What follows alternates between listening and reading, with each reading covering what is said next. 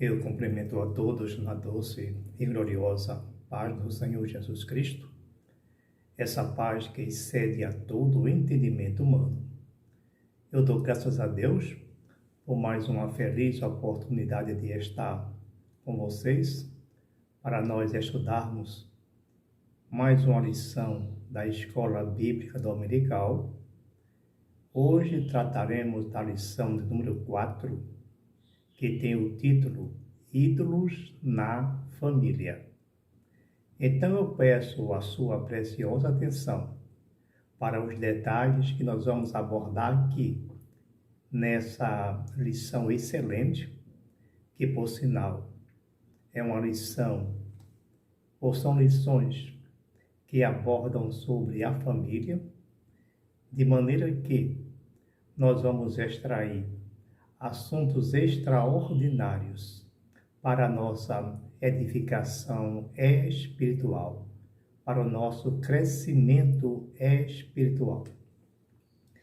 A lição de número 4, que será estudada no dia 23 de abril de 2023, ela vai servir de base para todos vocês, professores e alunos, que irão abordar neste domingo já citado esta rica lição. E por isso é preciso estar atento a alguns detalhes que nós iremos abordar aqui nesta rica lição. Portanto, de maneira que a lição está baseada no livro de Gênesis, capítulo 31, versículos 17 a 19, e também 33 a 35, e também no livro de Juízes, capítulo 17, versículos 1 e versículos 3 ao 5. Se vocês puderem ler cuidadosamente esse texto, será de grande proveito. Então, como nós falamos no título da lição, Ídolos na Família, antes eu gostaria de afirmar que idolatria é tudo aquilo que se coloca no lugar de Deus. Lembrando que Deus, o Criador, o Soberano, ele não divide a sua glória com ninguém.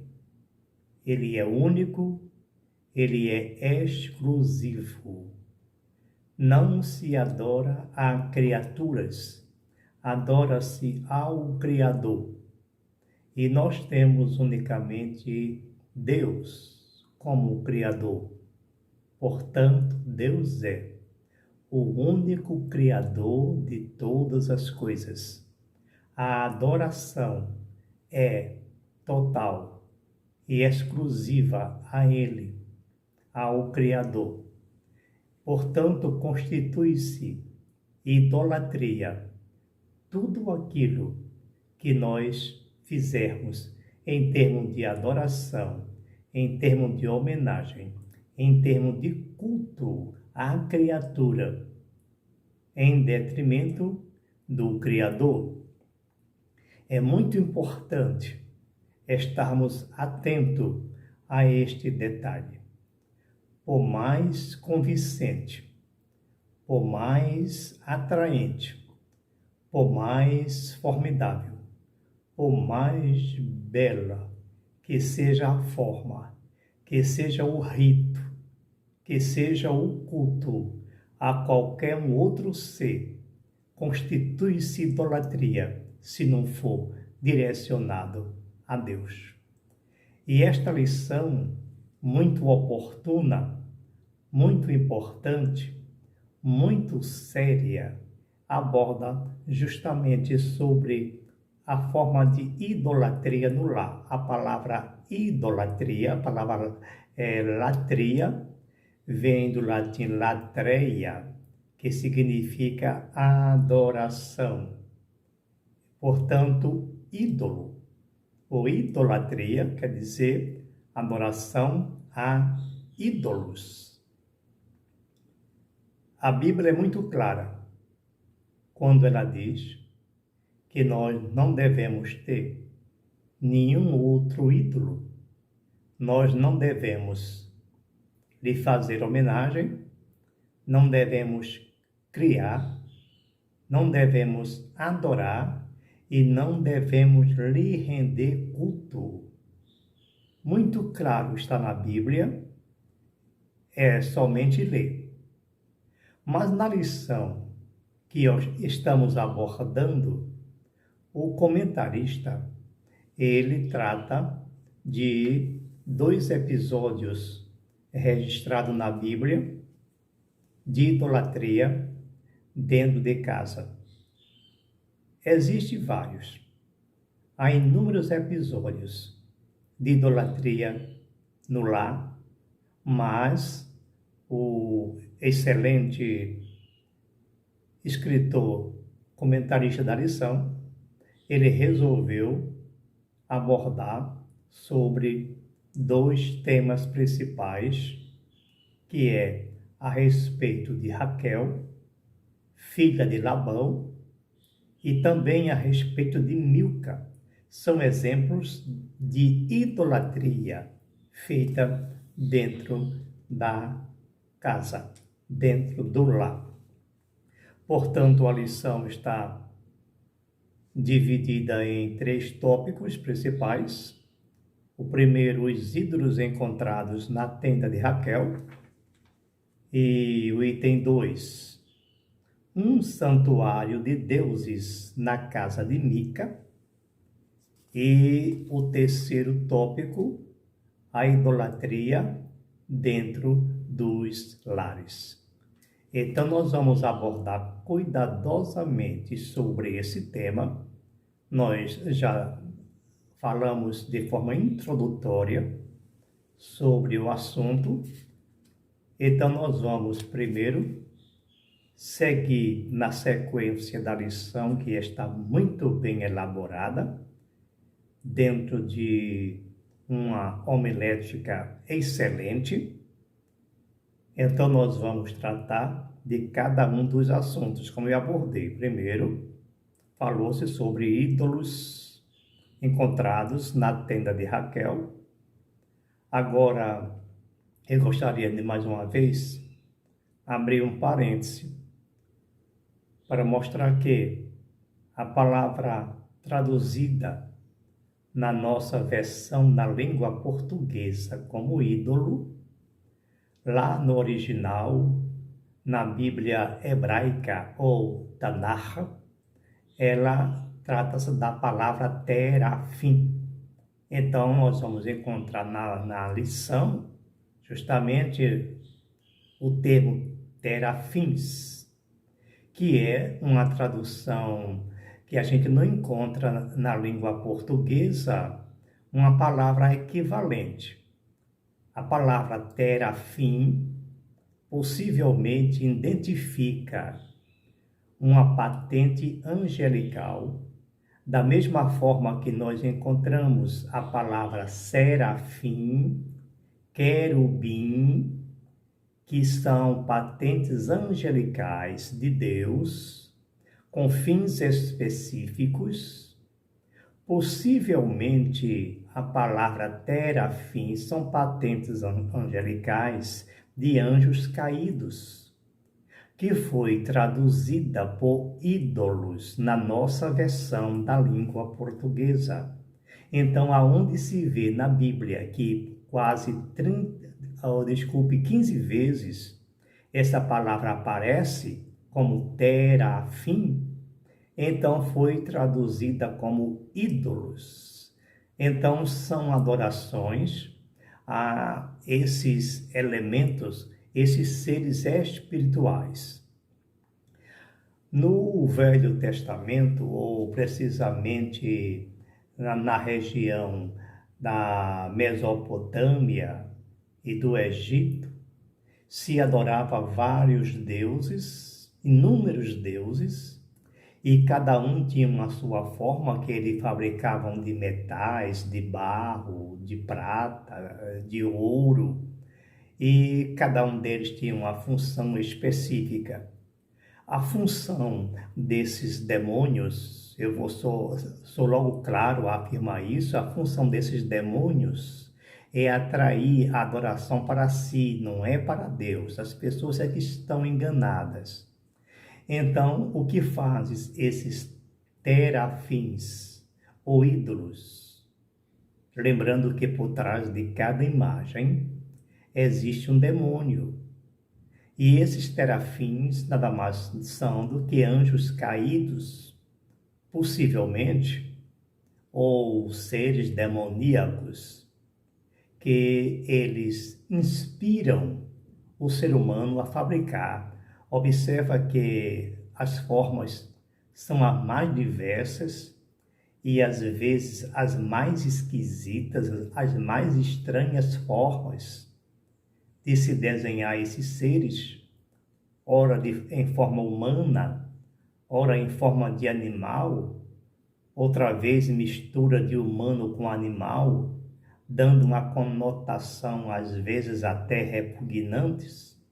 Mas eu quero lembrar que trata-se de inspiração demoníaca na mente do homem, e a função deles é promover a cegueira espiritual nas pessoas, de maneira que eles pensam que estão fazendo uma coisa boa, eles pensam que estão fazendo uma adoração a Deus, mas, na verdade, eles estão adorando e servindo e cultuando a demônios e não a Deus. Então vem a preocupação e vem a lição de uma forma muito oportuna para que as pessoas fiquem atentas nos seus lares e que não venham cometer os mesmos erros que se cometeu por Israel. É bom frisar isso no passado e também sobre alguns patriarcas. Então nós vamos tratar primeiro deste título aqui do item 1, os ídolos encontrados na tenda de Raquel. Raquel, uma das esposas de Iacov, ou Jacó, ela era filha de Labão. Lembrando que esta pessoa, Raquel, ela foi criada num lar idólatra. O seu pai era idólatra e por isso ele tinha os seus ídolos, como era costume naquela região. As famílias tinham os seus ídolos. Cada família tinha os seus ídolos que o servia, que o adorava. E de maneira que não era diferente com Raquel. Então, embora Raquel tinha contato com o Deus de Israel, o Deus que Jacó mostrou para ela, possivelmente, mas ela foi ensinada, ela foi educada em um lar onde existiam ídolos, objeto de adoração do seu pai Labão, que possivelmente ele passava esses ensinamentos para os seus filhos e suas filhas. Então aqui vem a grande questão: o furto de Raquel aos ídolos de seu pai Labão. Volto a lembrar que os ídolos, ou os terafins, naquela época, dentro dos lares, ele tinha uma conotação muito especial, não somente religiosa, mas também de cunho social e econômico. Então, eles concentravam todos esses itens, esses fatos, a esses ídolos, de maneira que eles eram valiosíssimos, tinham um valor sentimental na vida dessas pessoas. Quando Labão fugiu da casa, desculpe, não foi Labão, quando Jacó fugiu da casa de Labão com as suas esposas para a terra prometida, quando foi com a sua família, a Raquel, ela roubou os ídolos do seu pai. Agora, por que Raquel roubou os ídolos do seu pai? Há duas razões especiais para esse comportamento de Raquel. A primeira razão é que Raquel ela não recebeu a herança que lhe era devida do seu pai. O seu pai não a despediu com a herança.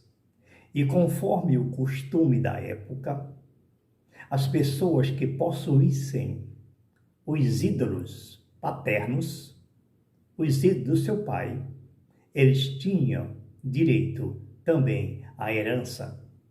E por conta disso, ou pensando nisso, ela resolveu reivindicar futuramente os seus bens, uma vez que ela estava de posse dos ídolos do seu pai.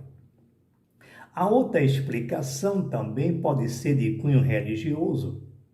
Como eu já falei, a Raquel ela foi criada dentro de um lar idólatra. E por conta disso, ela tinha apego a esses ídolos. Ela não tinha, embora conhecendo o Deus de Israel, ela tinha ainda apego a esses elementos, a esses deuses. Então, por conta disso, talvez, ou por um dos motivos, ou pelos dois motivos, ela resolveu furtar esses ídolos, colocou na sela do camelo e sentou-se em cima.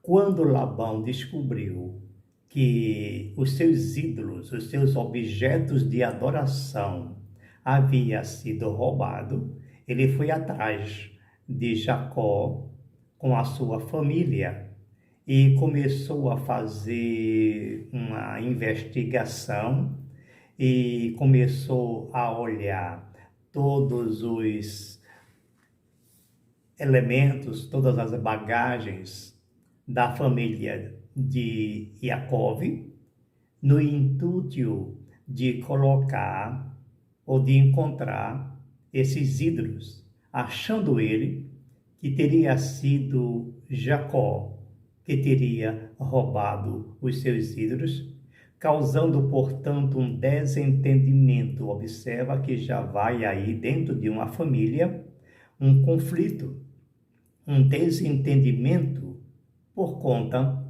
de um objeto de adoração demoníaca dentro de uma família.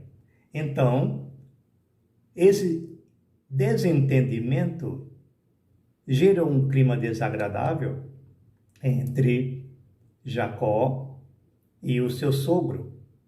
Ele revistou todos, mas Raquel não.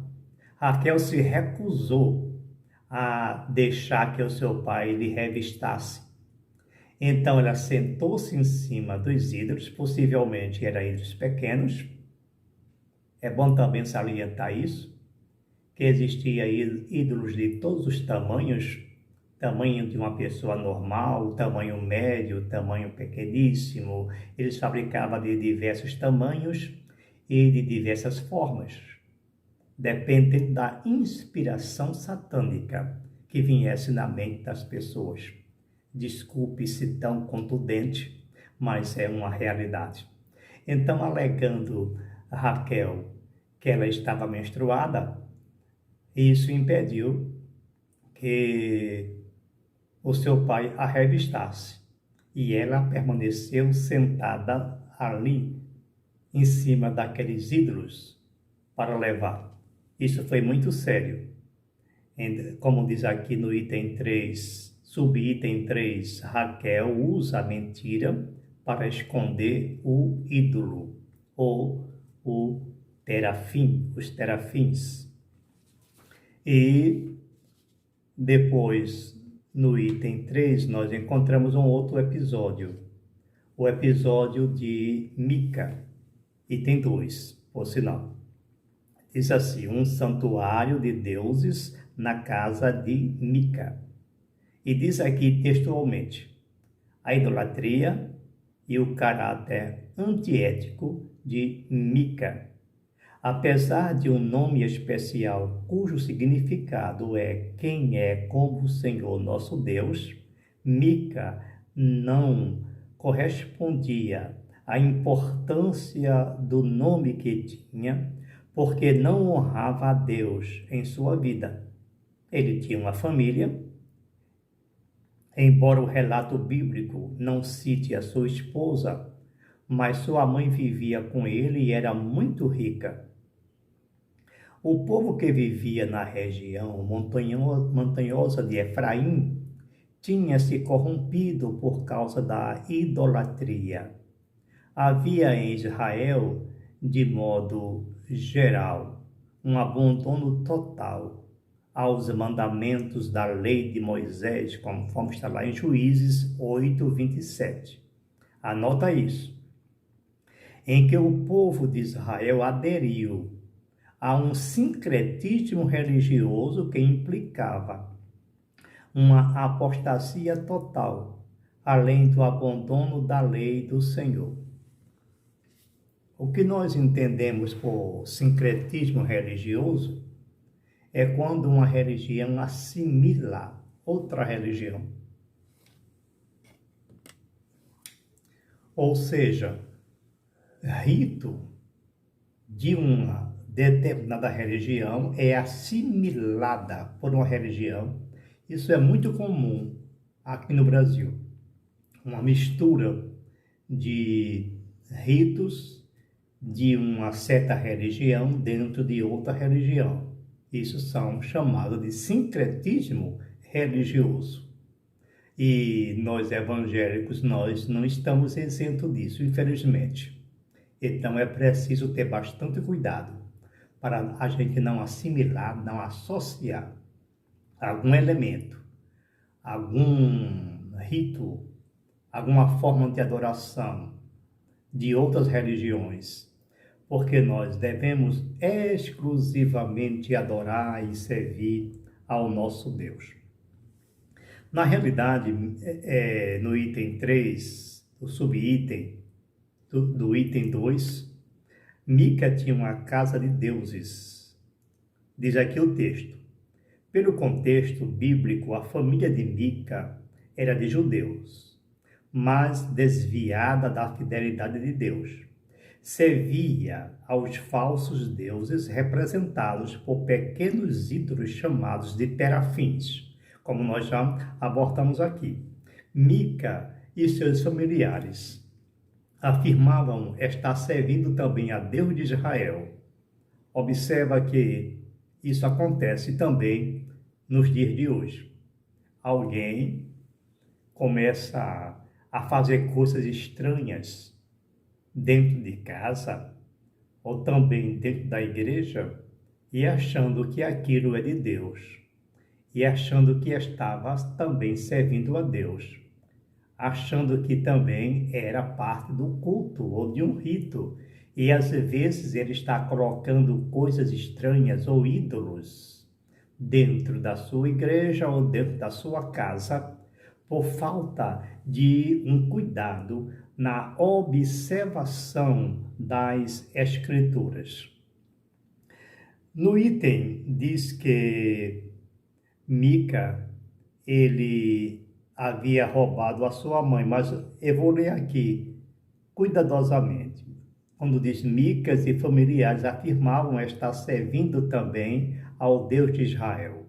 Entretanto, naquele período histórico do tempo dos juízes, cada um fazia aquilo que lhe parecia certo, por conta própria, e depois de ter seus terafins em casa, Mica resolveu também mandar fazer um éfode que era utilizado somente pelo sumo sacerdote israelita e entregava a seu filho, separando-o para ser sacerdote em sua casa. Depois aparece um levita que não tinha onde morar e Mica o convida a viver em sua casa e torna-se o sacerdote da família, pelo Deus de Israel. Essa mistura de divindades falsas estava presente na casa de Mica. Todos quantos chegassem à sua casa encontraria o Deus que desejavam invocar. Infelizmente, um homem da tribo de Efraim, que deveria honrar o Deus de seu povo, que o libertou do Egito, agora se encontrava comprometido com ídolos de uma religião pagã. Observa que coisa triste. Agora, se a gente observar cuidadosamente o que está sendo narrado aqui, essa mistura de coisa aí existe hoje. É justamente uma igreja para cada gosto, um rito para cada gosto, e cada um tenta agradar a terceiros da maneira mais atraente para que essas pessoas venham para a sua igreja. Então eles procuram fazer coisas estranhas dentro da igreja com o intuito de ganhar essas pessoas. Que absurdo! Você observa, uma certa vez, eu li uma reportagem onde um pastor, ele fez um bloco de carnaval. Observe que carnaval é festa de demônios. Não é matéria daqui da lição, mas em outra oportunidade eu irei gravar um vídeo a esse respeito. Carnaval é festa de demônios. Então, esse pastor resolveu fazer um bloco carnavalesco na sua igreja e depois ele se justificou dizendo que era para ganhar as pessoas. Agora observa se essa moda pega. Se as pessoas começassem também a fazer coisas erradas para ganhar o errado. Veja que justificativa sem fundamento. Mas isso é uma das coisas que nós observamos dentro das igrejas atualmente, das diversas denominações, segmentos religiosos e outras religiões. Isso é um fato. Observa que o exemplo de Mica e o exemplo de Raquel servem de advertência para nós hoje. O caso de Mica foi muito sério. Primeiro porque depois de ele fazer aquela mistura, depois de ele ter colocado pessoas estranhas dentro da sua casa, depois dele usar um apetrecho, de usar um símbolo, um elemento sacerdotal quando ele não era sacerdote, depois dele nomear uma pessoa como sacerdote na sua casa sem nenhum fundamento religioso, sem nenhum amparo legal, sem nenhum amparo da lei de Moisés, ele resolveu fazer isso. Isso acontece também nos dias de hoje, infelizmente. E ele ainda teve o requinte de roubar a sua mãe, que era muito rica, e por conta disso, sem saber que foi o filho dela que havia roubado as suas pratas, então ela rogou uma série de pragas ao que havia roubado os seus bens. Ele temeroso dessas pragas, porque talvez ele tivesse naquela época a mesma mentalidade de hoje, que praga de mãe pega. Então ele resolveu devolver os bens que ele roubou da sua mãe e, portanto, ela retirou a maldição.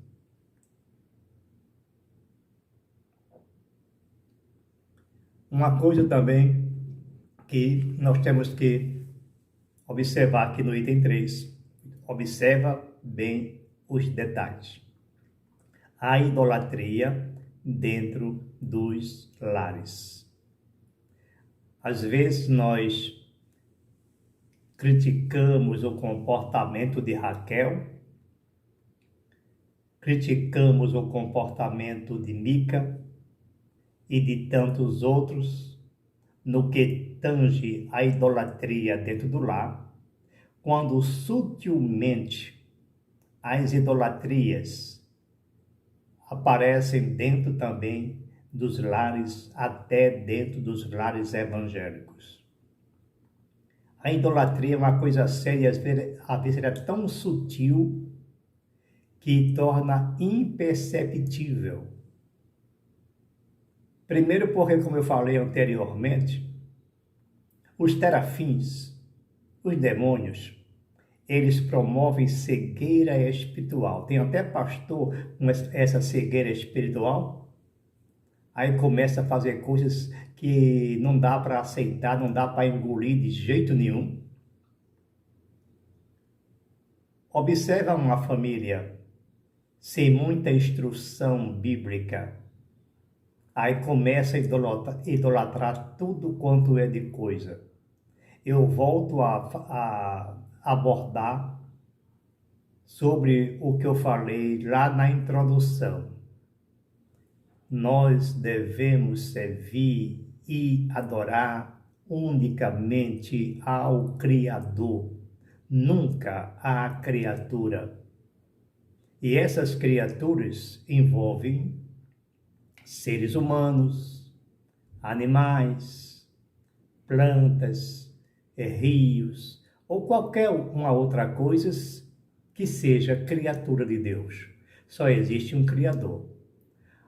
Então, por astúcia de Satanás, aparecem tantas religiões de diversas formas que até crente, pessoas à semelhança de Milka, está se envolvendo porque acha bonito e acha convincente esses tipos de serviço de adoração e começa a fazer meditação transcendental e começa a adorar aves, plantas, a natureza, lembrando que a nossa meditação tem que ser exclusivamente na palavra de Deus. Temos que meditar somente na palavra de Deus. Então lá vem aquelas práticas de yoga, de meditação, de mãe natureza. Olha, nós só temos um Pai, um Deus, um Criador, um Senhor, único, digno de toda honra e de toda glória. Agora observa a mente de alguns crentes que começam a se envolver com essas novas formas de adoração, de cultos, de religiões, e começa a fazer meditações com plantas, com animais, com a natureza, que parece até ser muito bonita.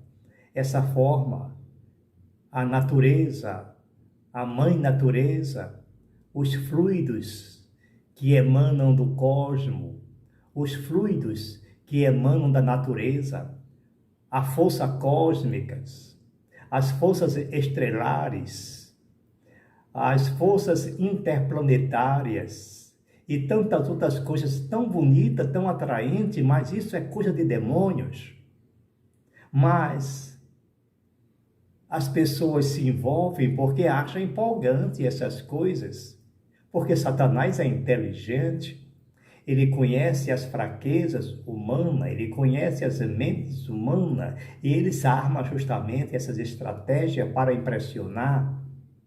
Lembre-se que todo o poder, toda glória, toda honra é de Deus e toda força emana de Deus. Eu não vou buscar força cósmica na natureza, eu não vou buscar fluidos cósmicos, poder de planta, de animais, mas tem crente pensando nisso, ou praticando isso.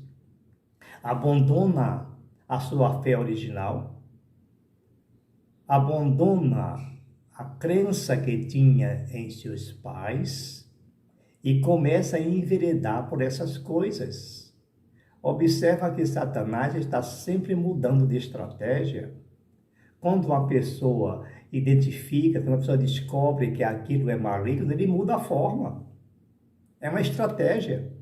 Então é por isso que a pessoa, os crentes principalmente, devem dedicar-se unicamente à palavra de Deus e abandonar qualquer uma outra forma de servir a Deus ou de adoração. Então, no item 3 aqui, onde aborda a idolatria dentro dos lares, isso é muito sério. Está aqui no item 1, os ídolos domésticos dos tempos atuais.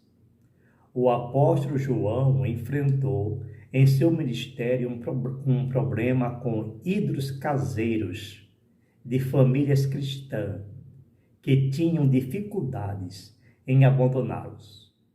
Por isso o apóstolo aconselhou: filhinhos, guardai-vos dos ídolos. Está lá em 1 João, capítulo 5, versículo 21.